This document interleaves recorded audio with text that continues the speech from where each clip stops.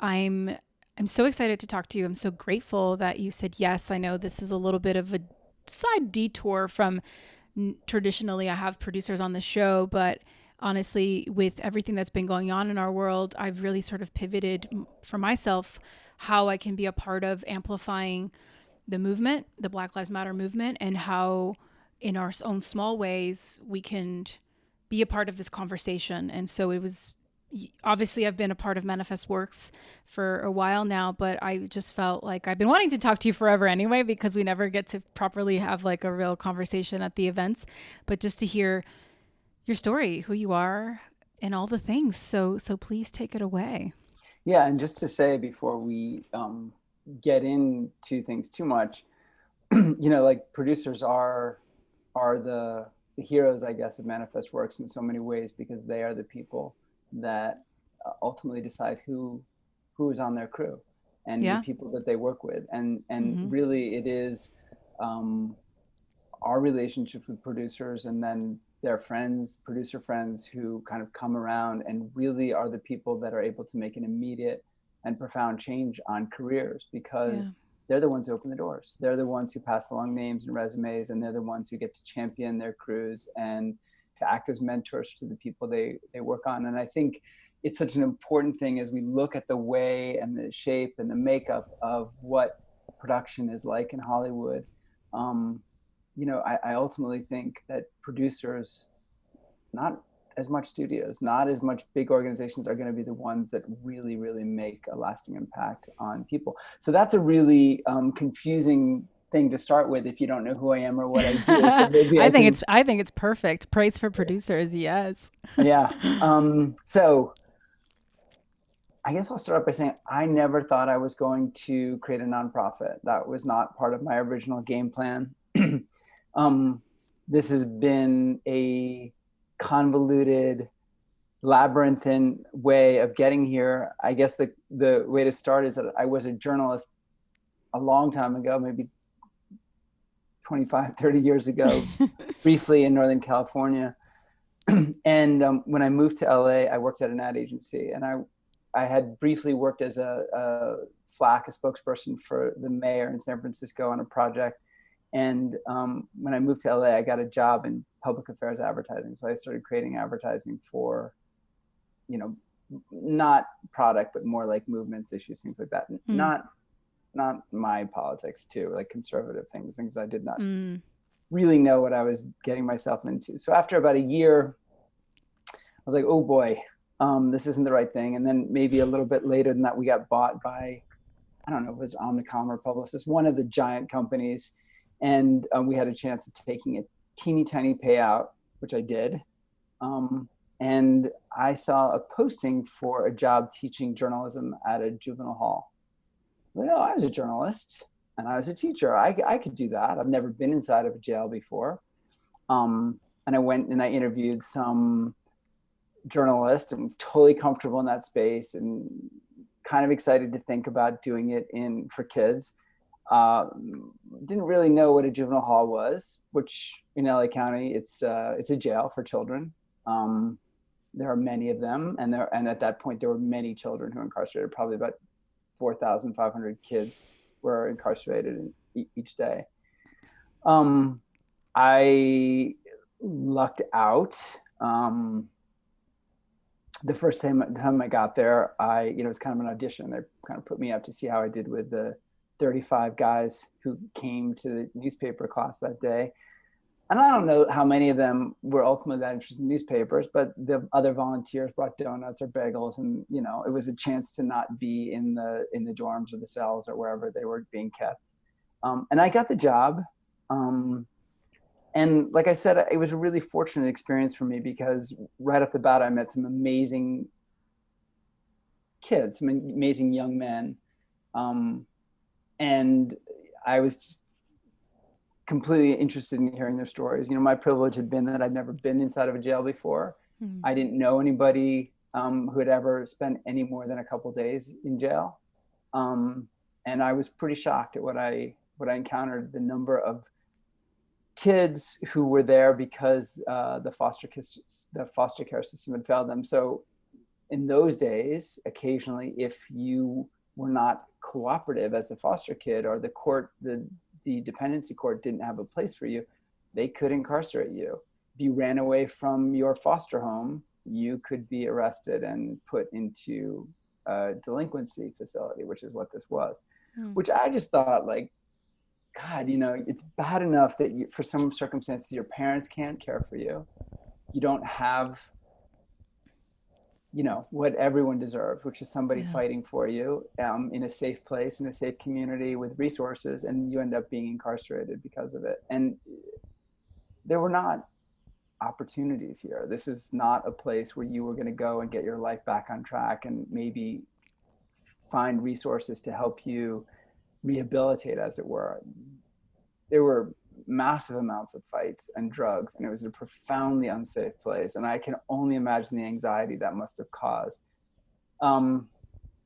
But anyway, I got into it. Like, I really started thinking about these kids and the circumstances they had, and the kind of profound sense of unfairness that they faced in their life. And I wanted to champion them as best as I could. It's like an impossible thing not to get emotional about, as I remember, because so many of those kids have, gone to prison and been shot and killed and are dead, and are not with us anymore. And these are people that I've been close to. Yeah.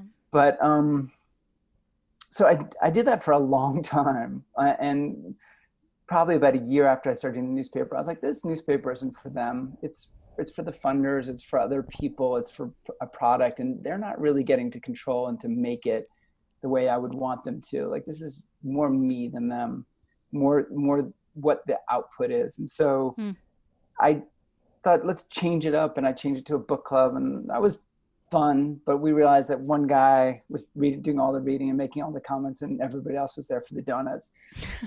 and it just occurred to me, like, what this was about was like a failure of imagination, a failure of opportunity. People, they talked about what they wanted to be, and they wanted to be cops, and they wanted to be parole officers. And I thought that was totally fine. But it really, to me, showed how limited the opportunities they had, how few chances they had to meet and to talk to people who had any kind of job, whether it was like a lawyer, a producer, a writer, whatever. They just did not get a chance to meet people who kind of saw the world as a place for them to express themselves potentially. And I kind of developed this very simplistic way of thinking about it when I was there, which is that, if you're a kid who has a really solid set of parents and you live in a very tough neighborhood, you can get through it. And if you're a kid who has a really unstable home life, but you live in a well-to-do community, you can also get through it. You're going to see your friends' parents. You're going to know what the opportunities are out there.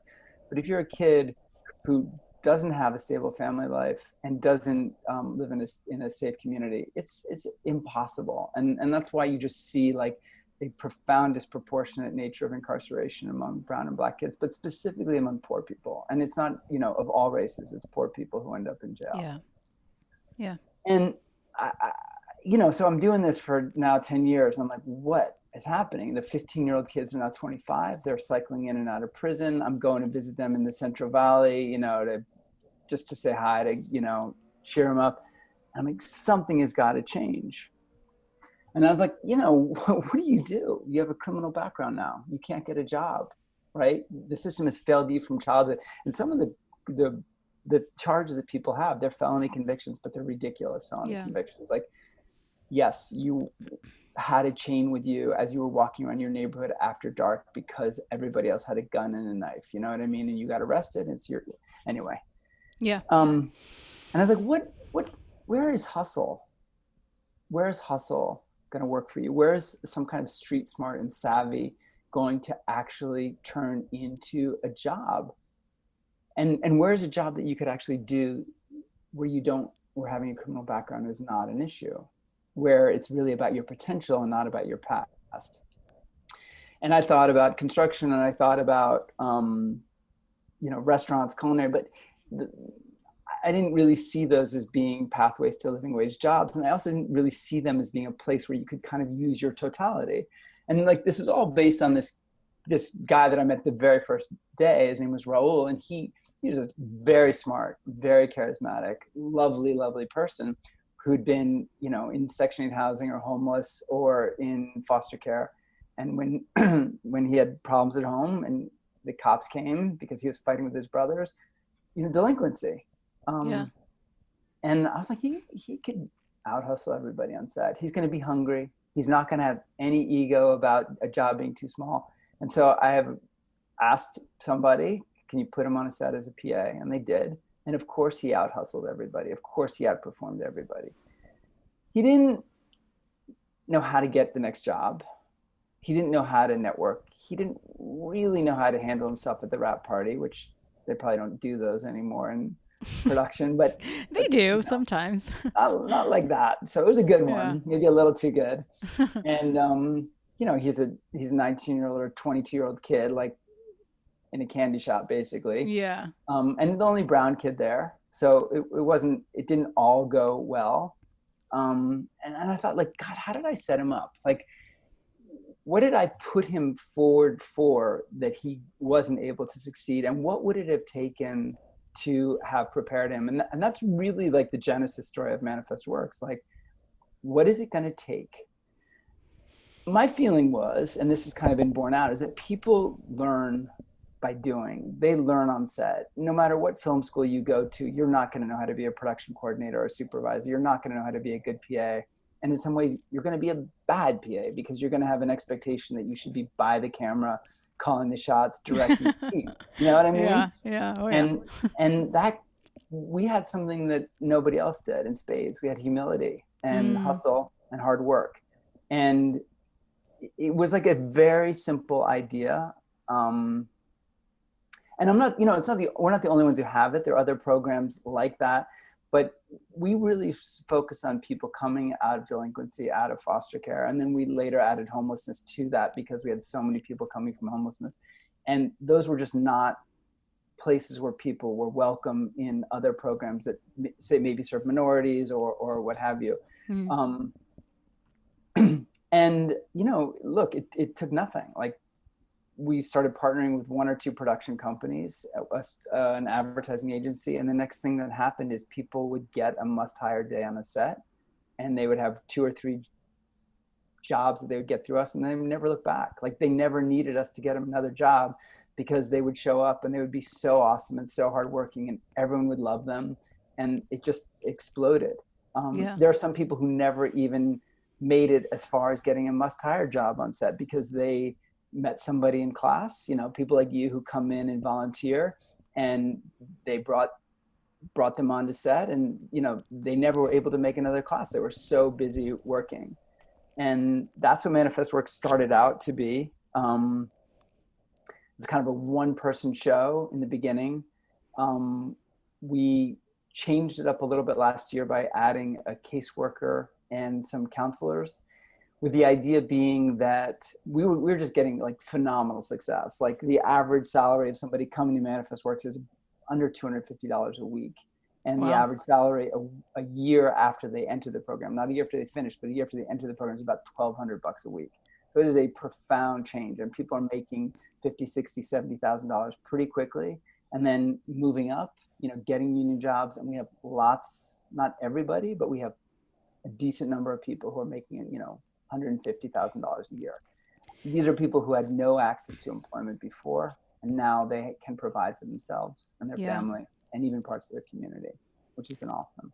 It's so incredible. I mean, I'm curious, after the first experience where you were like, how do we set up this program for success and have the people that come through it come out on the other side equipped with the tools they need to navigate this, so it's not a one and done, right? So knowing how the program is structured, will you speak a little bit to the structure of the program and how you created that? Because as a producer who's been working for a decade, I dare say that you guys train people better than anywhere I've been, oftentimes to the detriment of a 22-year-old who's very green and sort of bumbling about.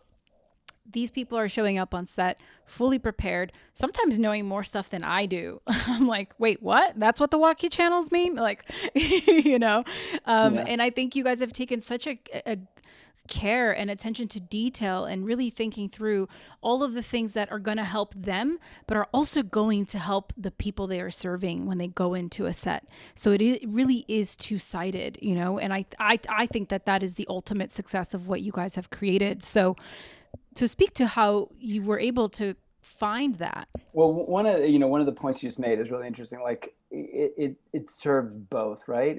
Yeah, That's really where people are. You can ask somebody for help when you are helping them. You can right. ask somebody to support you when you are making a difference in their career, and that's something we have emphasized. Look, in the beginning, we had one production company, and I had the parents in my daughter's kindergarten class. So one was a production designer, one was a head of production at ad agency, one was a movie star. I mean, it was like, that's what I leaned on, but we didn't have a structure. You know what I Mm-hmm. mean? I was just like, when you can come, come. So we had a DP one week, and then 6 weeks later we had like the production designer, when in some ways those guys should be on the same day. You know, those two Right. people should be on the same day. So in the beginning it was a little, we've always benefited from the contributions of the mentors and the participants. I don't work in this business. I don't work in Hollywood. I don't know my way around it. And so in the beginning, it lacked a little bit of structure. But as things have gone on, we've had people who work at production companies, who are producers, who've really taken an active role. And they're like, you know, if you really want to teach expense reports, maybe you should have a production supervisor teach it, because they're the ones who have to go through the production, you know, the expense reports. Mm-hmm. And it just little things like that of Yeah. course were no brainers that we didn't know about. But now we always think about it as, here's a chance for you to train the people that will be working for you. What do you want them to know? How do you want them to fill out this paperwork? How do you want them to do these things? And in some cases, you know, that's not a really an appropriate thing for what's happening in class. Like we had Maddie Libatique come in and talk about being a director of photography. And of course, he's not hiring, you know, his camera crew, because those are all members of the local 600, but he's coming for a very important thing to talk about how he was a PA and how he went from being a PA to being, you know, a 2-time Oscar nominated director of photography, cinematographer. So the structure of the class is we follow, you know, the arc of production. We start at the beginning, either an ad agency or, you know, a producer with an idea, but typically an ad agency. We learn what a client is. We learn what the production company, we learn what the agency is. So, you know, in Video Village, where the agency and the client are. And then we go to a production company and we learn about how they prepare bids, and, you know, how they represent directors and the way it all works, and how they even hire PAs, you know, where PAs fit in. The next week, we try to go to a Expendables house like Quixote, where we'll start class at 6 a.m. And for ManifestWorks, a requirement is always that you're there 30 minutes early, because that's a great way of making a good impression. You can start right from the beginning.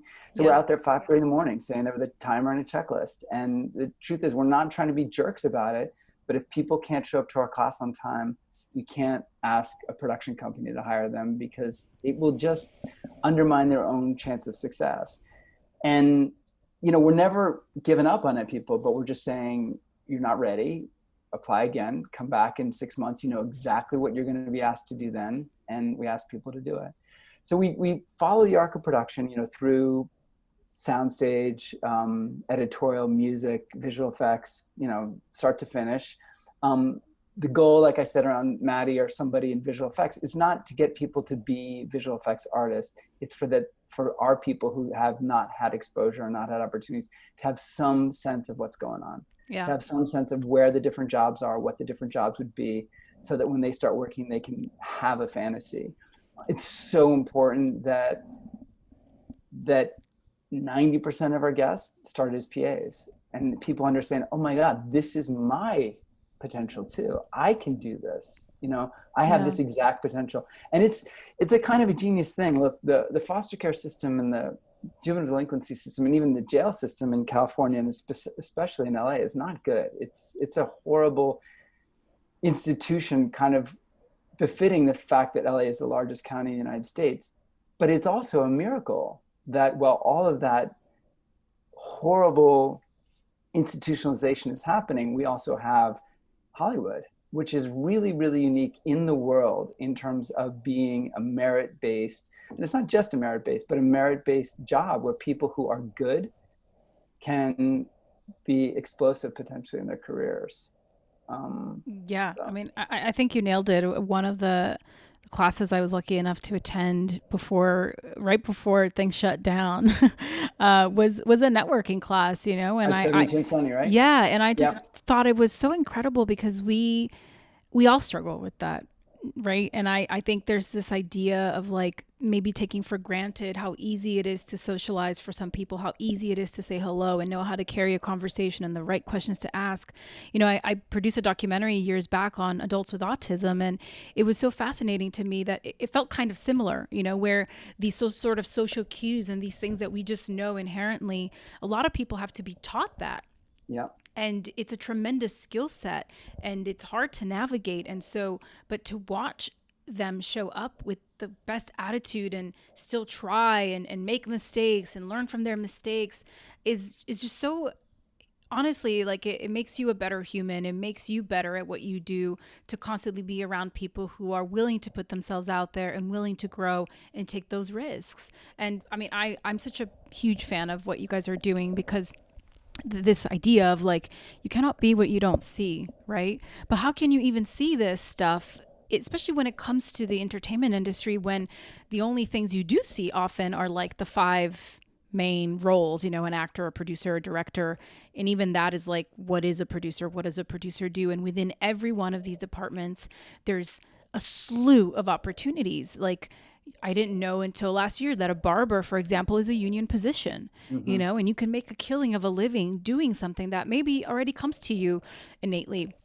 But to your point, I think that you production is, it's like the gypsies sort of the industry, the people that gravitate towards it come from all walks of life. And I think in that sense, it is one of the most inclusive, diverse workplaces that I've ever been a part of, where you can literally meet anyone from any walk of life, and everybody wants to be a part of it. Everybody wants to be somehow connected to the magic that is making movies and telling stories, because it is magical. It is that a privilege that we get to be a storyteller. We get to devote our lives to this thing, and people take it very seriously, sometimes more than they should. It's not brain cancer, but there's a tremendous responsibility that we have with the stories we choose to tell, because they matter.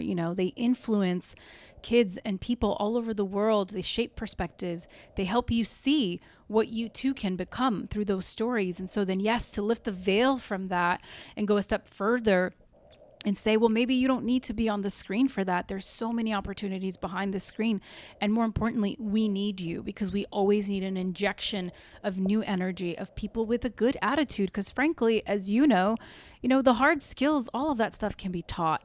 But Mm-hmm. teaching someone how to be a good, decent human and carry themselves with integrity and compassion, if I had a pill for that, I would have already bottled it up, you know what I mean, and sold it, because Yeah. that's truly the hardest part. And so I think to show people who go through the program, and anyone really, that this is accessible to you, and it isn't magic, even though it feels magical. It's just showing up, having a good disposition, putting in the work, and being aware of what's going on, and so many people, to your point, have climbed up in whatever discipline they find, because once you're in, you can kind of go, whoa, I had no idea. There's like so many cool things about this. And you can then figure out which path is most interesting to you, and find an avenue. And I mean, I think if part of my MO is similar to what you guys do, and through this podcast of informing people about the different career paths that exist. I started with producing, but of course it's a massive undertaking to take on the entirety of the industry, and production especially. But it's important, it matters, and if I can be a part of shaping that conversation and helping move that needle, then my gosh, like what a life worth living, you know? I think one point you made, that just to circle back on, one, because it kind of points to something we do, but it's also so important. It's about access. Yeah. Look, so when we're in that ad agency, and that was a pretty cool spot with like an interior amphitheater and a basketball court and all these other super dope things that you see at really prestigious ad agencies. Again, lots of people have never been in a space like that. Yeah. And to walk in there is very disconcerting. Like, we don't waste a lot of time getting people over it. We throw people in. Yeah. You know, you may have had the experience, you had good conversations, but I will tell you, when we are asking our participants, who are significantly people of color, but they are all people who've been impacted by access, when we're asking them to go up and start talking to a stranger who looks very different from what they're used to, that is a challenge, Yeah. right? It's a behavioral strategy that we use. And guess what? 2 weeks later, when somebody walks in, everybody walks up to them like, "Hi, I'm Dan. I'm interested in being a PA. What do you do?" And they already are starting to learn that networking thing, because it is a social game, and it's Yeah. really, really important. And I think, when we talk about, especially now, and I'm so grateful for the attention that's coming our way, although it's in the very unfortunate context of protests over police brutality, it really is about access. And so there has been efforts to address kind of the lack of color, the lack of diversity on sets for a while. And I think it's really changing right now, which is really great. The Yeah. truth of the matter is, people who are impacted by generational poverty don't see their stories in a real and meaningful way. I mean, you can count on your hands the number of films that really truly understand in a way that is human the circumstances that many people live in the United States their entire lives, their children's lives, their grandparents' lives, whatever. And I think having access not just to minorities, but also to people who've been really, really shut out of opportunity is how we will tell a better and a richer story about who we are as a country, and who our products are designed to reach, and what our narratives are. And honestly, that's how we come, in my mind, to some kind of story about what America is, that actually is real and really reflects our history, Yeah. both ups and downs. And it's not going to happen unless we bring all of those people into the conversation. Yeah. I mean, that is the only way we do it. We have to represent the way our country actually looks in every facet of it, in every part that we're in, through the stories we tell, through how our sets look. And it shouldn't be a diversity mandate. It should just be because that's just what should be normal. And I do I think it's think, going to yeah. be a diversity mandate until the sets are normal, like until people are up there in a place like, well, finish, and I want to tell you a little Well, cool I mean, I story. think, sure, let's make it a diversity mandate then. But I sometimes feel frustrated that so much of this diversity and inclusion just feels like buzzwords and a lot of PR. But really, how is this actually happening? When I was at Sundance earlier this year, so many conversations about this inclusion and women and stories and diversity, and I'm like, guys, this is amazing. I love these conversations, but having them at Sundance drinking champagne isn't like how we make this change. It's like, Right. what are you actually doing about this out there? Because this is cool to remind ourselves, but where is the action on the streets? And maybe that is happening. I can't be there to see it, but I just don't want it to just become a sexy conversation that we all have so we can sound woke, when it's the day to day, it's the micro, the tiny ways that we can impact and be ripples towards this massive wave of change, and how we choose to show up, and who we choose to hire, and who we choose to give access to. Because you're right, like, barrier of entry is the hardest part, but it really isn't that hard. It's like, especially when it comes to production, it's just like Well, knowing a person, right? yeah, it is, but it is too. Like, if you Yeah. think about it, like, how do people become content producers? Well, people become content producers by being, working in the mailroom at an agency, and that's how they go into development jobs. You know, a Right. person who's impacted by poverty cannot afford to work in a mailroom. Right. And the people in the mailroom are people who have, you always hear the stories of people who have law degrees from Harvard who work in the mailroom. Well, you know, they're going to be fighting for something for $12 an hour Mm-hmm. that a participant of ManifestWorks is just not. They're going to be like, I'm not. This is, my chance of making success here is so small, and it's so hard. And also, like, really, they're going to know, based on their background, what the thread count sheets they're supposed to be buying for their agent bosses? No, of course not. They're not raised in that world, and they're not going to succeed. So we really have to think about barriers to entry in Yeah. profound ways. Thank God for production, because I think that's the one pathway that Yeah. does really provide something Yeah, for equitable. sure. But I was going to tell you a story that was cool. Like, so I'm just a hustler, right? I always am pushing for people to get opportunities and get jobs. And anytime I know somebody who's somewhere, I'm always like, hey, what do you think about bringing somebody on? So I have a friend who works on the morning show, and I was the Apple show, and I was like, hey, what do you think about, some PAs? And it's always a challenging thing. Are you going to tell the AD who to hire? Mm-hmm. And I'm always cool with like a day player here or there that does anything, but without giving anything away. Because one thing we don't do at ManifestWorks is we don't identify our alumni. We let them make that own choice, because we don't want people to be branded as having been impacted by foster care, incarceration, or homelessness, because it's no one's business. Yeah, that's beautiful. I was like really pushing for a position, and then I found out that 2 other people had been hired in much more senior positions through union jobs that they had. And I was just like, because it's always the case. People are like, I don't know. I mean, I like what you do. I feel really strongly about it, but I don't really understand what this means. Like, when you're talking about incarceration, are these serious crimes? And I'm like, yeah, they can be. And a lot of people had the same hesitation that I did. What is that like? What are we talking about? And I think there's a humanization that has to happen around that. So like, diversity is one thing, but there's a whole nother conversation around system involvement and poverty. But it's just I've had this many times. I was at a very, very important production company once, and they're asking the same question. I love the mission. I think this sounds really good, but I don't know if we can do this, for the crimes and what have you. And I was like, I promise you, there have been people from ManifestWorks who have been on your sets before. They just were hired by the crews. And I'm looking out of my eye, and I see 2 office PAs who are both alumni, and I'm not going to out them. I want to so badly, because I just want to be like, look, you already work with us. You just don't know it, but it's not my story to tell. And I don't want them to have to tell that story. But I've seen that happen again and again and again. People have been like, I'm not sure we're ready. And yet there are people are on their set already.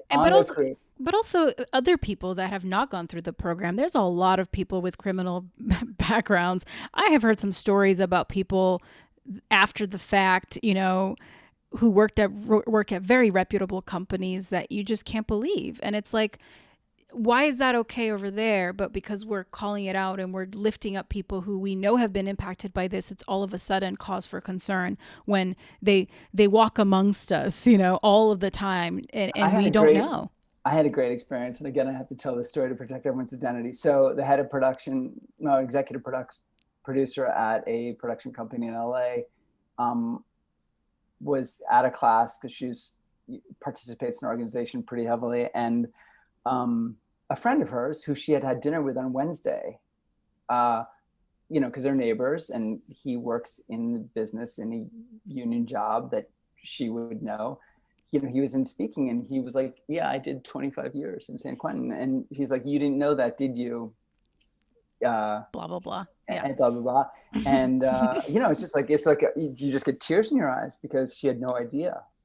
She had no knowledge that his life had been so difficult and so impacted. And yet, he had just made so much of his life and was so successful. And it was such a inspiring thing. And I think, like, we are so lucky to have people like that come in and share their stories with class. And we have to do it in a way that protects them, of course, too, because while they're willing to share that story with us, they may not be willing to share that story with their crews or everybody else. And that's totally their opinion, because there's still so much prejudice, I think, for certain things that happen. Yeah. I mean, it's the shame, right? That people feel in not being able to reveal their true selves, because you're right, it's been stigmatized. There is prejudice, but I hope that through this movement that we're in, there can be less judgment, more compassion. I saw this video on Instagram of this woman where she was just full of joy, and she's just, this Black woman, and she's like, in this time, think about, what are you quick to do? Are you quick to judge, or are you quick to love? Because being quick to love is a lot harder. Quick to judge is like, everybody wants to do that, because then that says I'm right, you're wrong. you know, but to actually have compassion. And you don't know somebody's story, you don't know what they've been through. And I think that should be applied to everybody all the time, but especially in light of this movement, to our, you know, Black brothers and sisters that are coming up and have systemically been oppressed by the system. And we are hopefully trying to look within and do the work to change it from the inside out, because it isn't just laws and policies and government. I think that's all important, but I think it starts first in your heart and then with your immediate communities, because truly, when you think about it, that's the only impact any of us can truly have, right? Right. Is in the direct context with the people in that we're interacting with daily. And I think that if people start, you know, as we're looking at justice or police brutality videos, and you see the way that it disproportionately affects minorities, well, guess what? Those people also get arrested and charged with things disproportionately too. mm-hmm. And there are people who are guilty of crimes. There are people who are guilty of horrific crimes.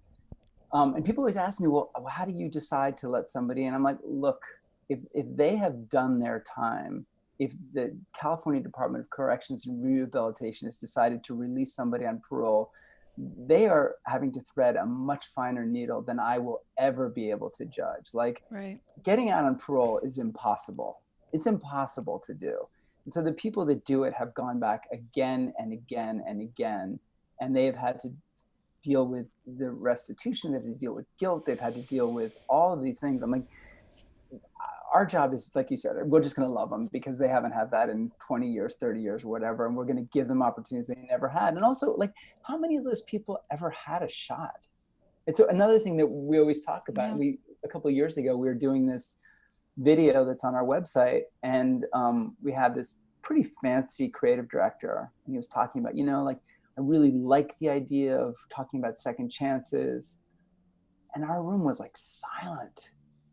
Finally, someone just raised their hand and said, you know, I was 6 when I lost my parents. I was 6 when I was in foster care. I was 12 when I was arrested as being in a gang. Like, don't tell me about second chance. I never had a shot. And it was like, it's like so powerful to realize we don't look at that case because, you know, he gets charged with something as a 14-year-old, these charges as an adult, and we don't look at them as a kid, a very, very damaged, traumatized kid. Yeah. And I think it's really important to remember the humanity that we have in spite of some of the really, really desperate and horrible situations that have created loss. I mean, there's no question about it, that have really created loss. I mentioned this before. You know, we added in last year, we added caseworkers and counselors for the first time.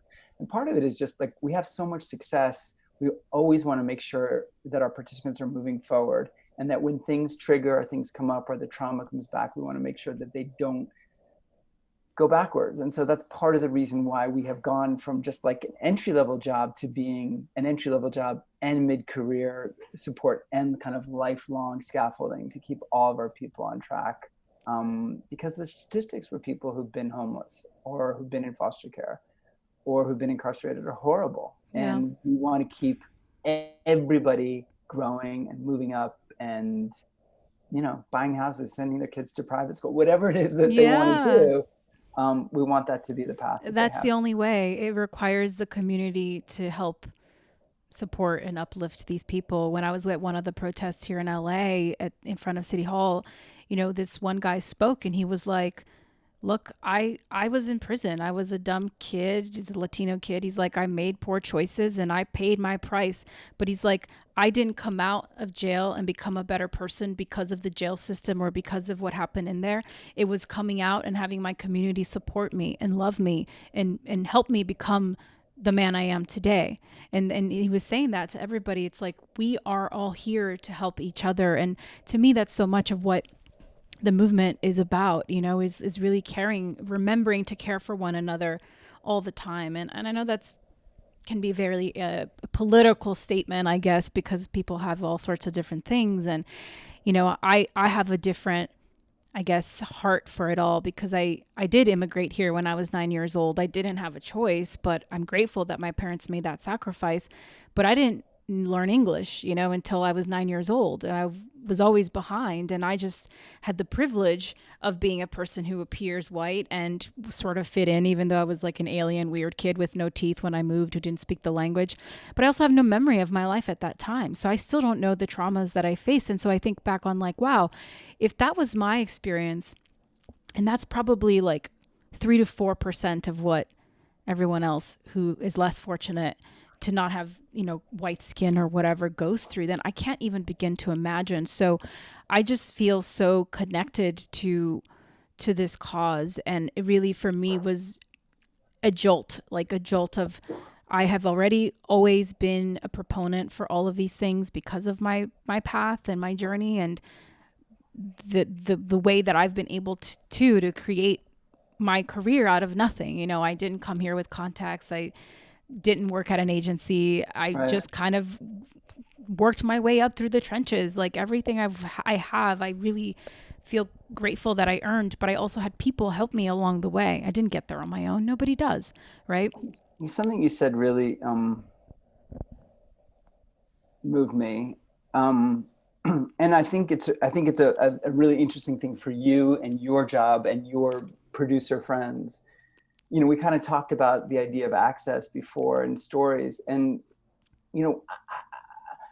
I've been so struck, and I don't want to get political, so I'll keep this very, very superficial. But there's this kind of notion that patriotic Americans have one story, and people who don't tell that story are not patriots. And I was like, it's this divisiveness that we have in our country right now that Mm-hmm. makes it very challenging. And the truth is, there is a history of genocide and there's a history of enslavement, and that's absolute oppression that is a part of our story. And we don't have to just tell the story that I learned in my school, which was, rah rah to these great people who did all these right things and we're an exceptional country and we're unique in the world. Maybe our story is a different story. Maybe our story is about the fact that we have unique things in our past, but we also have deeply flawed moments. And what makes us special and what unites us is how we will tackle those moments and how we Mm-hmm. will challenge ourselves to view things that few countries have ever had to deal with quite the same way we do. And it just makes me think that as the people who control the stories and get the stories made, how producers can really be a part of changing that, because that's a strong story too. And if we start to tell that story, then you, as a child of immigrants, can see your story in this country just as Yeah. a person who's been, an Indigenous American person who has really been swept aside, or an African American or Black person who has, you know, experienced experienced oppression in every core of their self from every moment that they've been in North America. Like, maybe there's a way to tell a story that actually can unite us and help us address our challenges and use our strengths to kind of move through this. That is a lot of responsibility I'm putting on you, Carolina, as a Yeah. producer. Got it. Done.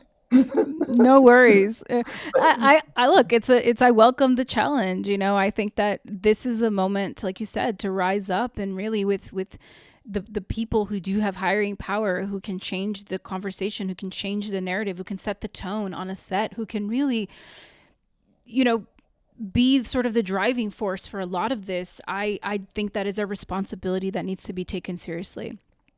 I really do. And I think, to me, like someone said this recently, and I've been repeating it because I'm obsessed with it, but that, being a storyteller and being a filmmaker is the ultimate act of community service, because we're giving back to our communities with who we choose to hire.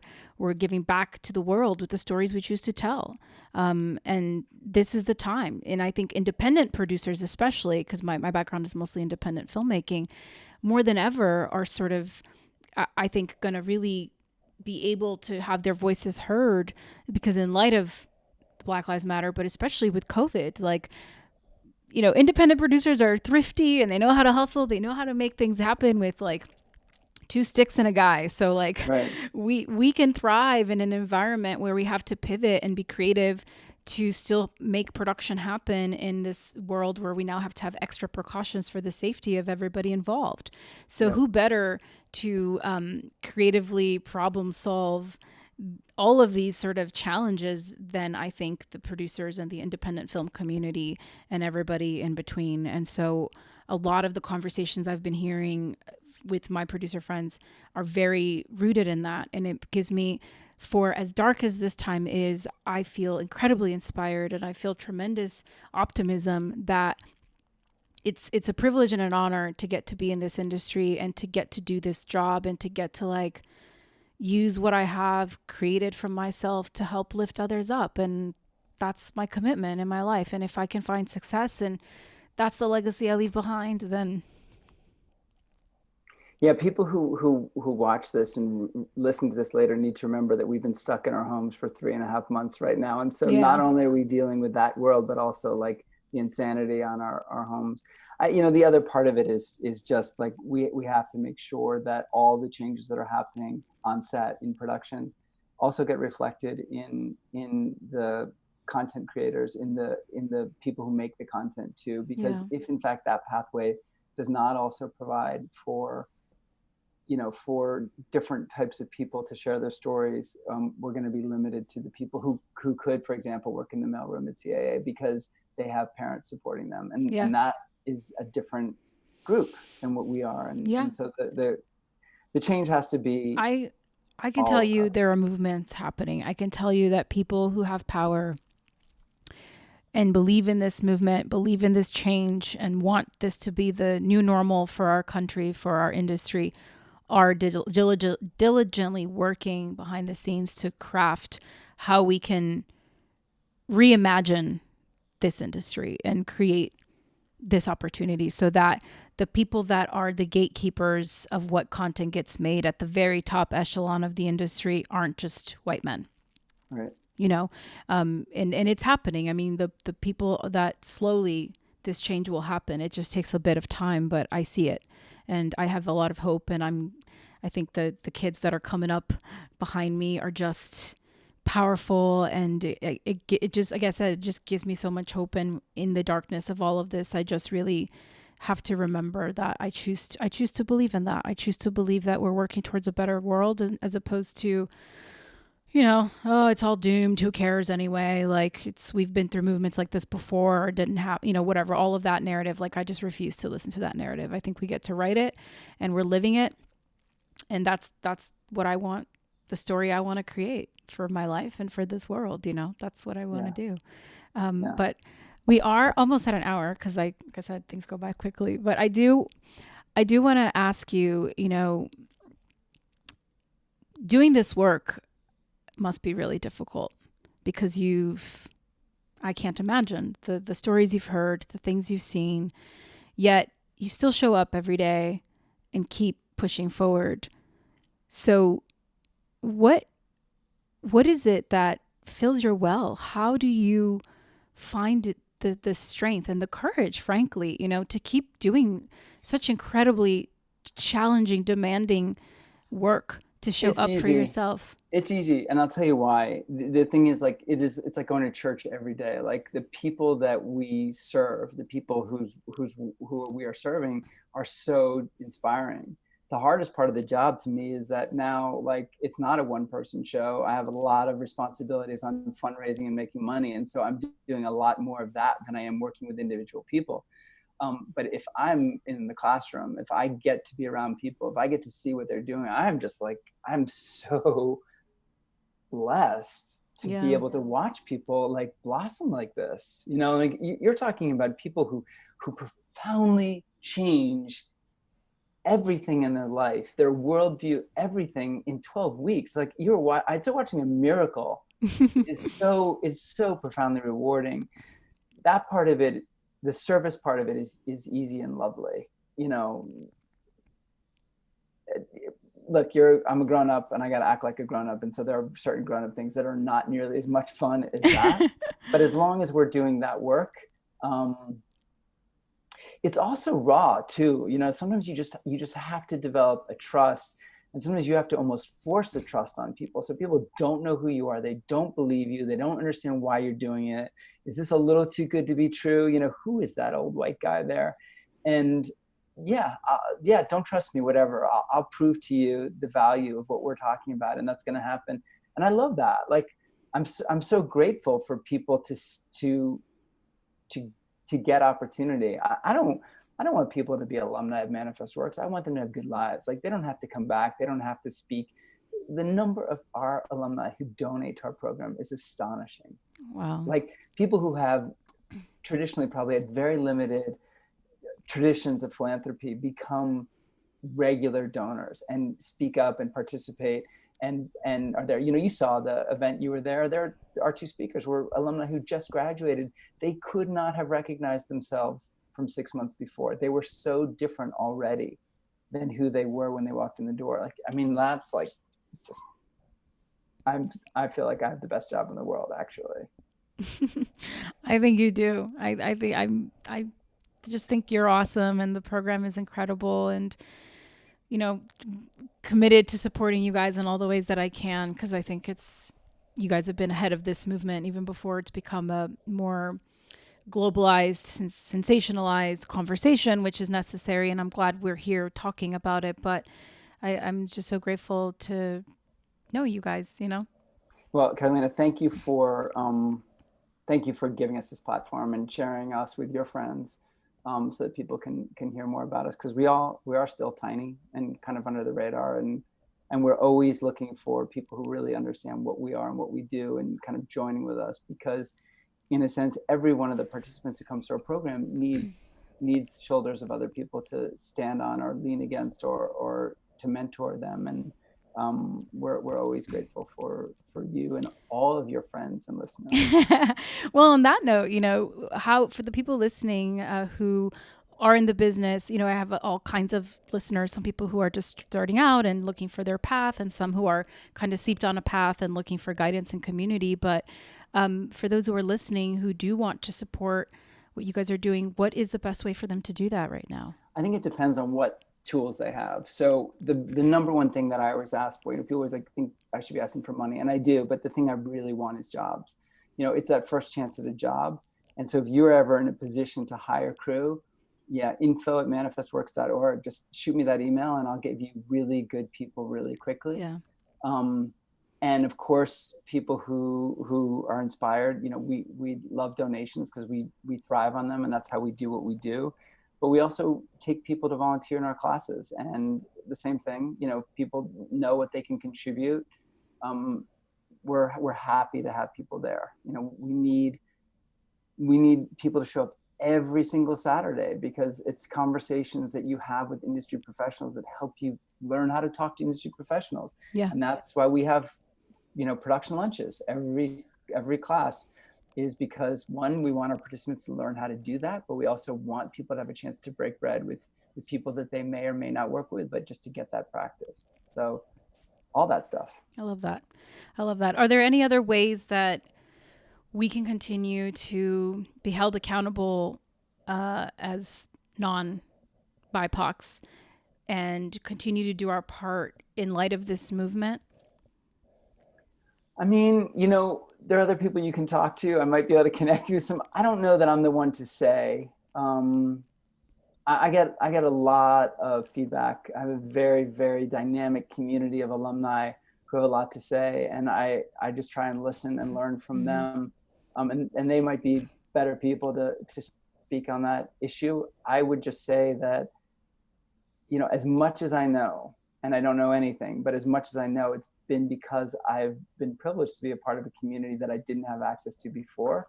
And I've been able to listen and able to see and witness. And I think that's where you learn, and that's where your fears can be dissolved and turned into love. And that's how all the changes happen. And I think, my general view is like, there's a lot of information out there, maybe so much that's exhausting. Yeah. Don't punish yourself for feeling exhausted, but listen, we have a lot to learn, I think, right now. Yeah. I mean, I think you don't give yourself enough credit. I think that your perspectives and your thoughts on this matter are massively important, and definitely will reach people that you may not know need to hear it from you, particularly. So I'm grateful to you for going there with me and indulging me in all of my questions. Well, I'm going to add one thing then. Yeah. I'm going to add one thing. As we are thinking about our conversation about race, I want it to be not just about race, but I also want it to be about poverty. because I think although many people of color are also impacted by poverty, there's a difference between people who've been impacted by generational poverty than people who are just of different races. And I think that as we look to diversify, we should make sure that that diversification includes people who don't go to college, people who haven't had access to college, people who haven't had access to those resources, or they're a very important part of this conversation as well. Yeah, absolutely. Thank you for letting me. Thanks for letting me make that plug. Of course. No, thank you, Dan. And if anyone is listening, wants to be a part, wants to come and speak, you can email Dan and he will hook you up. And if anyone wants to apply, same thing, go to our website. And just to say, Carolina, we have not ceased our program. We're still going on. Oh, you guys have been able to sustain it remotely.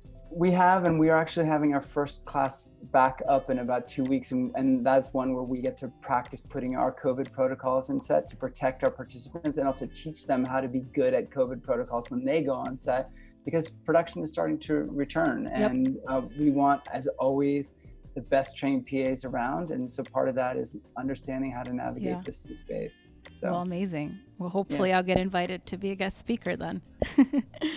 Awesome. Well, thank you so much, Dan. I'm going to stop recording. Awesome.